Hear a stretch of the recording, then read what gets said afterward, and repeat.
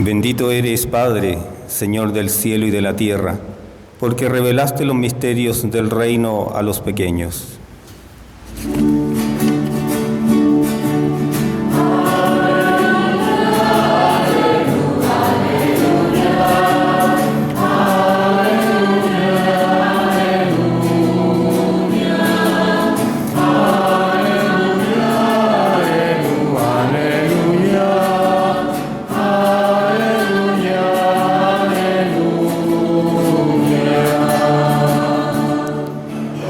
El Señor esté con ustedes.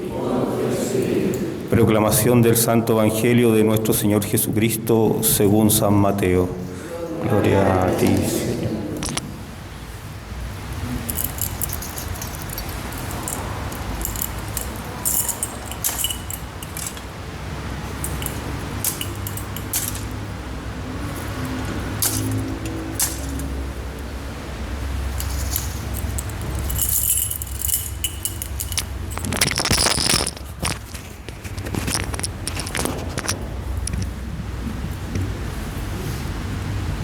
Jesús dijo a sus discípulos: no piensen que vine para abolir la ley o los profetas.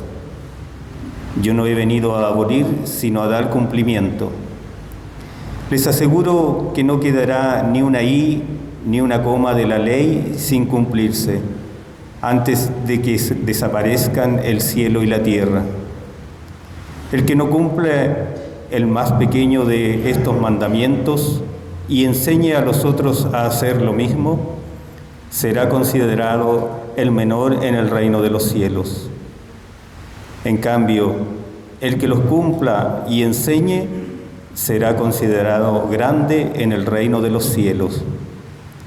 Les aseguro que si la justicia de ustedes no es superior a la de los escribas y fariseos, no entrarán en el reino de los cielos. Ustedes han oído que se dijo a los antepasados: no matarás, y el que mata debe ser llevado ante el tribunal. Pero yo les digo que todo aquel que se irrita contra su hermano merece ser condenado por un tribunal, y todo aquel que lo insulta merece ser castigado por el tribunal, y el que lo maldice merece el infierno. Por lo tanto, si al presentar tu ofrenda en el altar te acuerdas de que tu hermano tiene alguna queja contra ti, deja tu ofrenda ante el altar, ve a reconciliarte con tu hermano y solo entonces vuelve a presentar tu ofrenda. Trata de llegar enseguida a un acuerdo con tu adversario mientras vas caminando con él. No sea que el adversario te entregue al juez y el juez al guardia y te ponga preso. Te aseguro que no saldrás de allí hasta que hayas pagado el último centavo. Ustedes han oído que se dijo: no cometerás adulterio. Pero yo les digo: el que mira a una mujer deseándola ya cometió adulterio con ella en su corazón. Si tu ojo derecho es para ti una ocasión de pecado, arráncalo y arrójalo lejos de ti.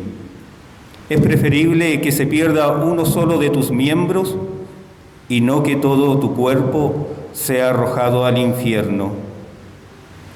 Y si tu mano derecha es para ti una ocasión de pecado, córtala y arrójala lejos de ti.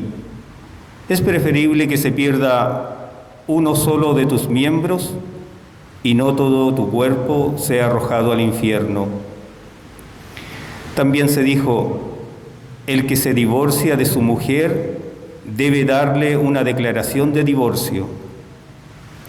Pero yo les digo: el que se divorcia de su mujer, excepto en caso de unión ilegal, la expone a cometer adulterio. Y el que se casa con una mujer abandonada por su marido, comete adulterio. Ustedes han oído también que se dijo a los antepasados: no jurarás falsamente y cumplirás los juramentos hechos al Señor. Pero yo les digo que no juren de ningún modo, ni por el cielo, porque es el trono de Dios, ni por la tierra, porque es el estado de sus pies, ni por Jerusalén, porque es la ciudad del gran rey. No jures tampoco por tu cabeza, porque no puedes convertir en blanco o negro uno solo de tus cabellos. Cuando ustedes digan sí, que sea sí, y cuando digan no, que sea no. Todo lo que se dice de más viene del maligno. Palabra del Señor.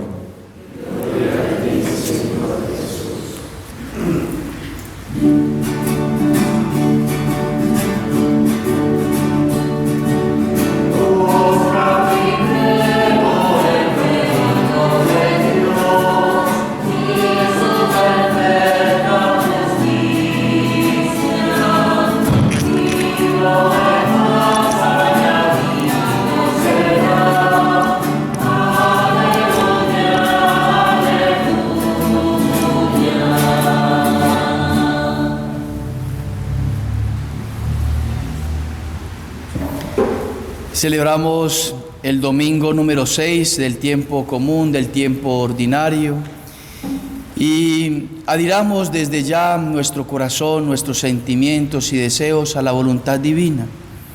Esa es la gran meta, esa es la gran obra que nosotros debemos de realizar en toda nuestra vida. Que nuestras obras sean las obras de Dios, que nuestro querer sea el querer de Dios, que nuestros deseos sean los deseos de Dios, que nuestros anhelos sean los anhelos de Dios. No hay nada más maravilloso que ver en los santos esa unión perfecta entre la voluntad de Dios y la voluntad humana. Y a eso estamos llamados todos. Y estamos llamados porque Dios que nos ama, Dios que es bondad, que en su esencia es amor, quiere compartir con nosotros su capacidad de amar. Nosotros como seres humanos somos limitados, y si recordamos que estamos heridos por el pecado original, es decir, que estamos con algo que se llama la concupiscencia, es decir, la inclinación desordenada al mal, entonces tenemos que reconocer de que somos incapacitados para amar y que solamente Dios nos puede conceder esa gracia de amar como Él ama. Hoy el Señor en el Evangelio nos manifiesta: si no, les aseguro, se me perdió.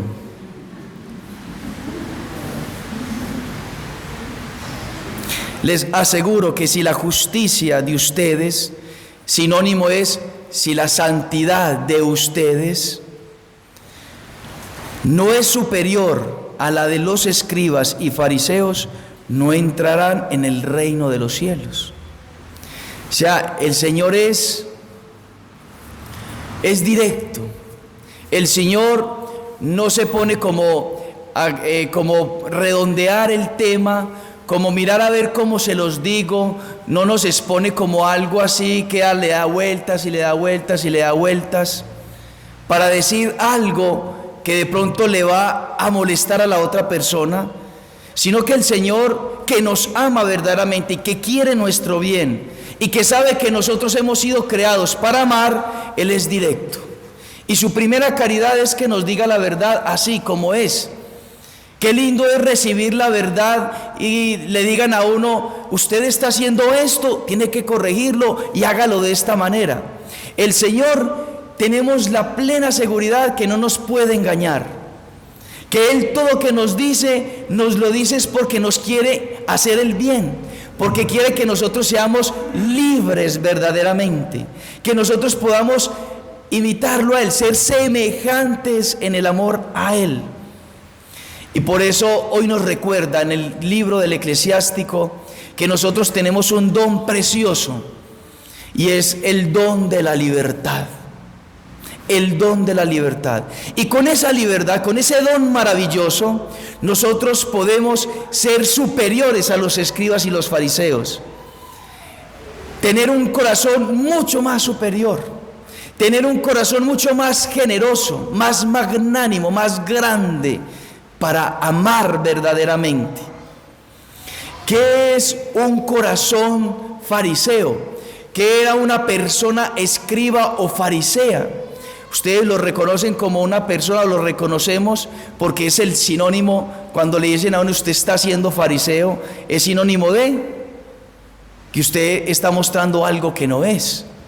Y es que el fariseo y el escriba en el tiempo de Jesús y años antes había caído en el error de que ante los demás eran santos. Los fariseos ante los demás eran santos verdaderamente, porque ellos cumplían la ley, y se decía, había un término, se cumplía la ley al pie de la letra. Se cumple la ley a rajatabla, es decir, en la línea de la tabla. No se mueve un centímetro ni para arriba ni para abajo. Como es la ley, se cumplía. Pero resulta que la ley a Moisés se cumplía porque era una ley externa. El Señor fue preparando al pueblo de Israel para precisamente llegar la plenitud de los tiempos y recibir la verdadera interpretación de la ley. Y el Señor va a profundizar esa ley. Y entonces el Señor ya nos va a decir cómo es la forma en que tenemos que amar. Pero entonces, antes de entrar en ello, describamos el fariseo. El fariseo era justo porque no mataba. Era justo porque respetaba a la mujer de su prójimo. Era justo porque no robaba directamente, es decir, no le tomaba algo a alguna persona. Era justo por mostrar de que le rendía culto a Dios en el templo, y así en los 10 mandamientos. Pero esa justicia de los fariseos era tan imperfecta porque aunque él no le mataba físicamente y se le consideraba como justo, él podía odiar en su corazón, tenerle rabia al prójimo, insultar al prójimo, pelearse con el prójimo, pensar impuramente, y así los pensamientos internos no eran considerados pecado. Y es lo que el Señor nos quiere revelar hoy, de que no es simplemente la ley externa, sino que es la ley del amor que está puesta en nuestro corazón. Dios ha puesto esa ley en nuestro corazón y en nuestra alma. Y desgraciadamente, y para nuestra tristeza, y para digámoslo así, nuestro dolor, yo con mi libertad puedo entonces elegir a Dios o no elegir a Dios, despreciar a Dios o amar a Dios, recibirle a Dios con todo el corazón y prometerle a Él y hacer todo lo posible por amarle con todo el corazón y con todas las fuerzas, o también odiar a Dios en los actos que yo realice, cuando los realizo en contra de su ley, en contra de los mandamientos, en contra del amor. Entonces hoy el Señor en el libro del Eclesiástico nos recuerda eso. No es una imposición que el Señor hace con nosotros, sino que es, si quieres, es una propuesta. El Señor no nos quiere obligar, es una propuesta de amor. Tú quieres parecerte a mí, tú quieres amar como yo amo, tú quieres verdaderamente ser mi hijo. Si quieres, puedes observar los mandamientos y cumplir fielmente lo que agrada al Señor. No es solamente venir el domingo a la misa, porque uno puede simplemente venir y cumplir el mandamiento, porque está el precepto de vivir la Eucaristía. Si no voy a la Eucaristía, peco mortalmente, entonces no puedo comulgar después. Ese es el mandamiento exterior. Pero lo que el Señor quiere ya profundizar es que cumplamos. No es solamente que vengamos, sino cómo venimos. Cómo venimos a participar de esa Eucaristía. Estoy dispuesto a amar esa Eucaristía y me propongo amar esa Eucaristía y estar concentrado profundamente. Deseo poner en práctica esa palabra que me ilumina, al mandamiento, a la voluntad divina revelada, voluntad realizada, voluntad obedecida. Ese es el espíritu que el Señor quiere que nosotros tengamos. No solamente el precepto, sino que nosotros amemos ese precepto y lo amemos con todo el corazón y con todas las fuerzas. Él puso ante ti el fuego y el agua. El fuego y el agua, dos cosas opuestas. Él pone delante de nosotros el bien y el mal, la desobediencia o la obediencia, la impureza o la pureza, la humildad o la soberbia, la docilidad o la rebeldía, si quieres cumplir los mandamientos. Ante los hombres están la vida y la muerte, a cada uno se le hará lo que prefiera, porque grande es la sabiduría del Señor. Él es fuerte y poderoso y ve todas las cosas. Sus ojos están fijos en aquellos que lo temen, y Él conoce todas las obras del hombre. Él conoce todas las obras del hombre.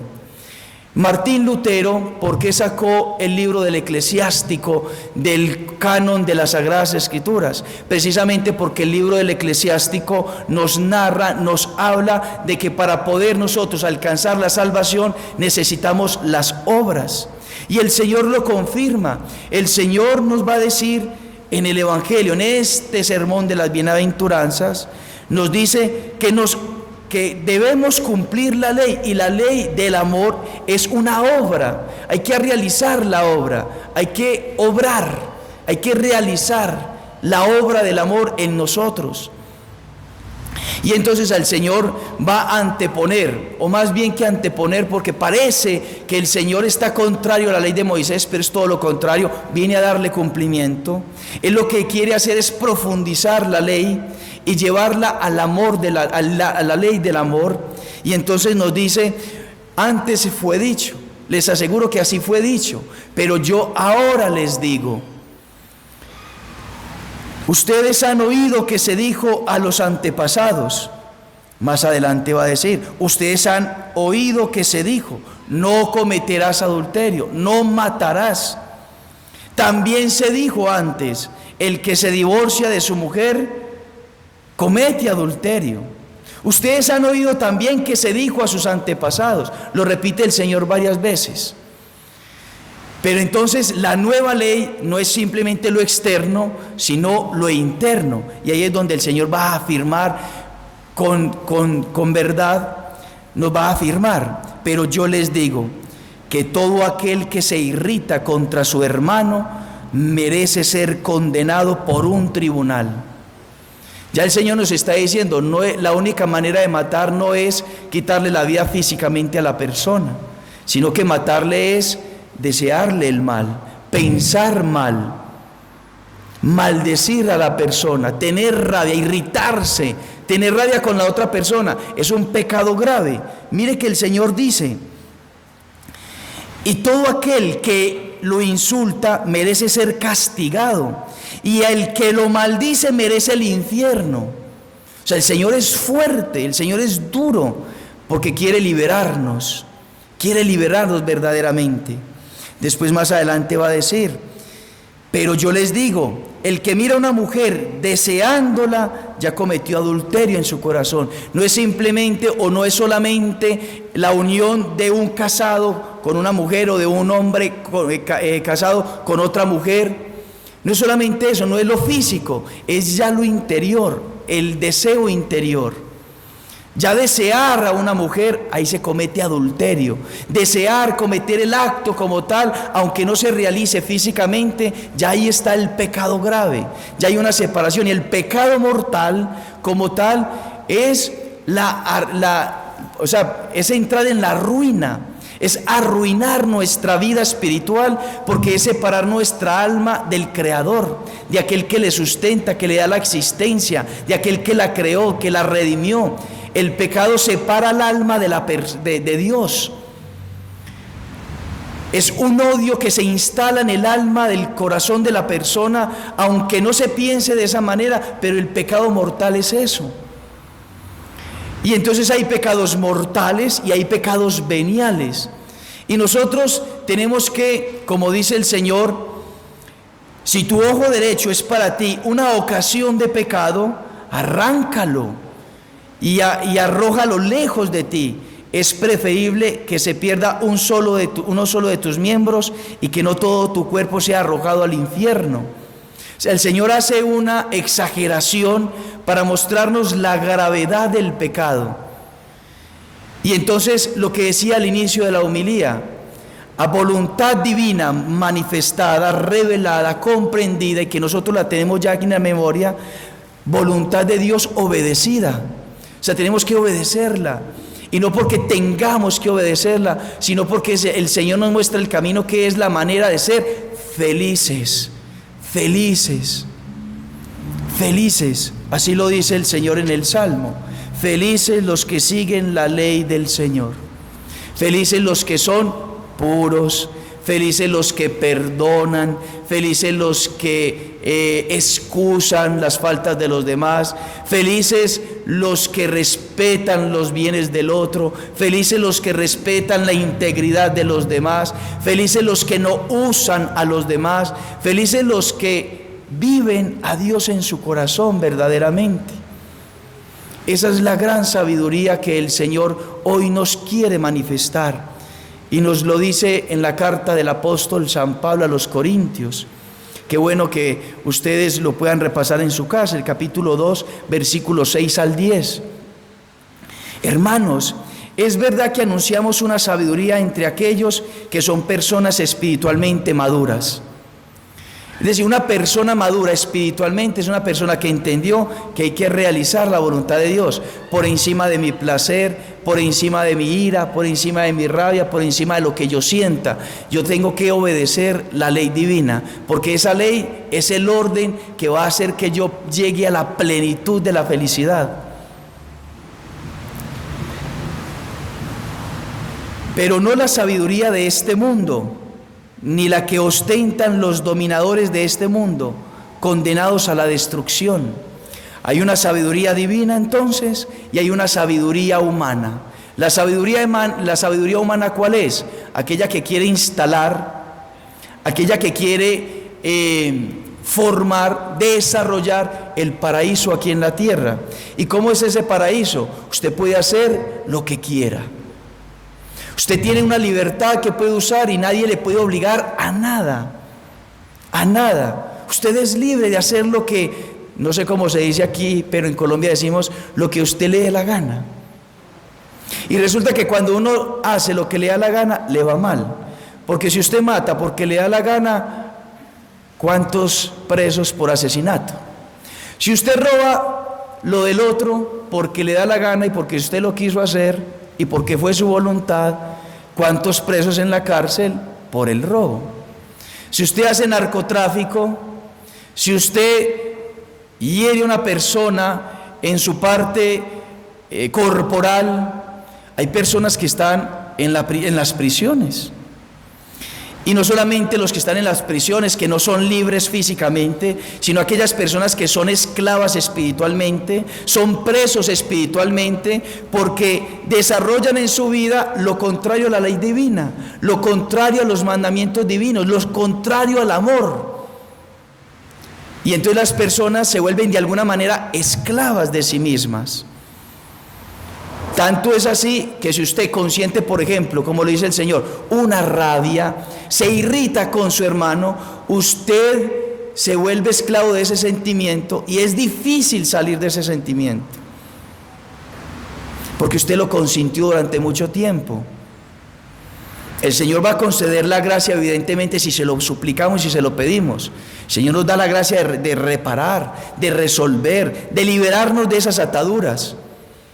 Evidentemente, y hay que pedírselo con fuerza, pero nos vamos volviendo esclavos.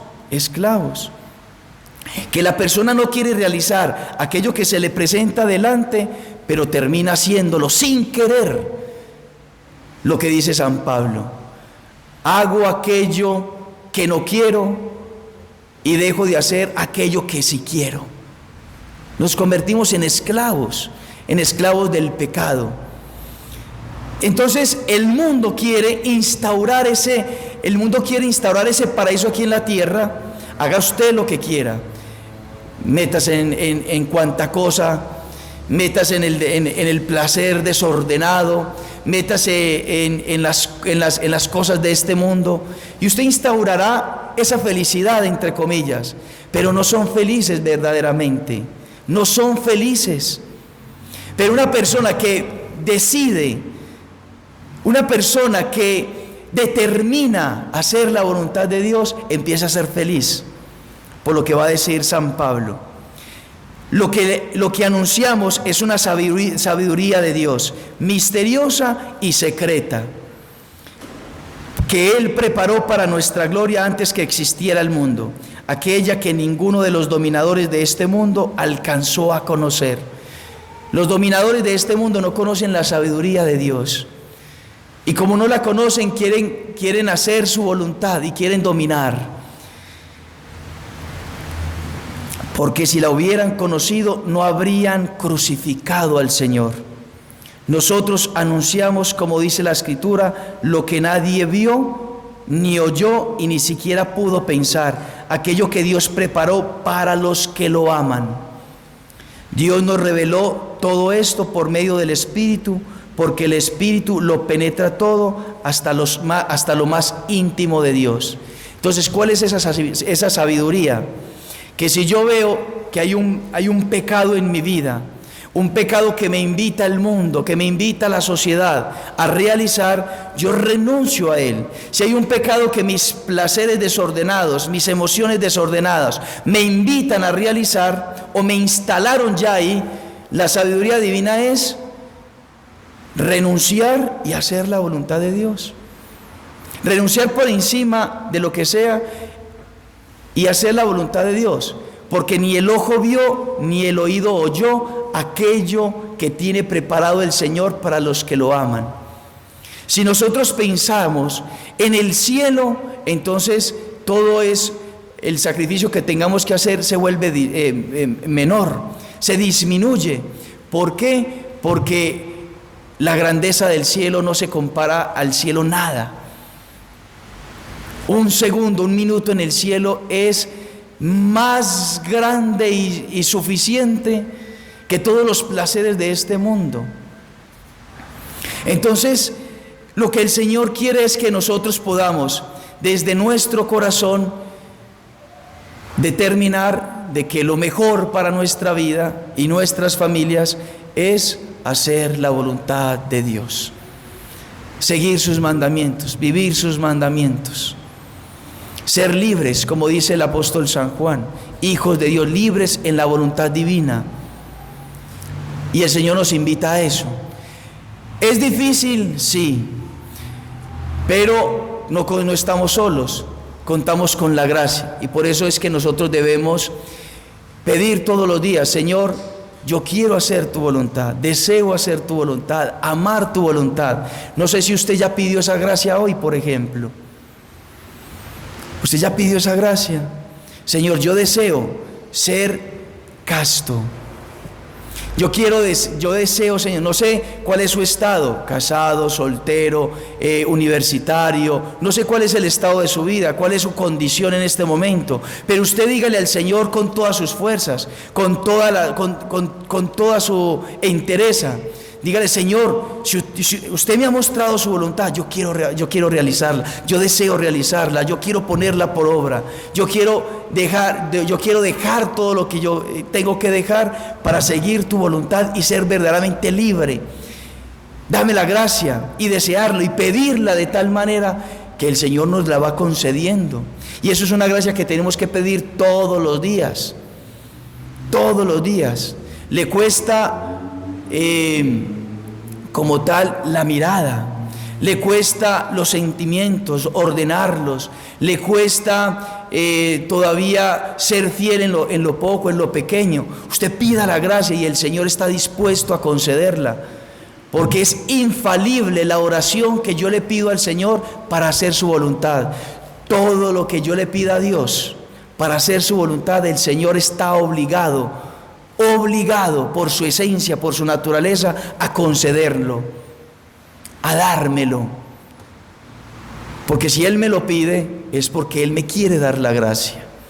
Entonces pidámosle la gracia al Señor de ser hombres y mujeres con un corazón verdadero, con un corazón de hijo de Dios, de hija de Dios, con un corazón humilde, dócil, con un corazón que no tiene deseos de venganza, que no tiene odios, que no tiene resentimientos, que no tiene malos pensamientos contra los otros, que no habla mal del otro, un corazón diáfano, un corazón verdadero como el de Cristo. Un corazón que verdaderamente desea, anhela, quiere la pureza verdadera, la pureza de miradas, de pensamientos. Que hay una determinación de ya no consentir nada de eso, dejar de pensar en las cosas sexuales que nos llevan a la perdición. Ustedes preguntarán, ¿un sacerdote cómo hace para vivir tranquilo? ¿Un sacerdote cómo hace para vivir la virtud de la castidad sin estar perturbado? Facilísimo, dejar de pensar en eso, dejar de ver los cuerpos de las mujeres. Usted deja de pensar en eso y entonces usted ya se descontamina. Hay una descontaminación mental y a eso es lo que el Señor nos llama hoy.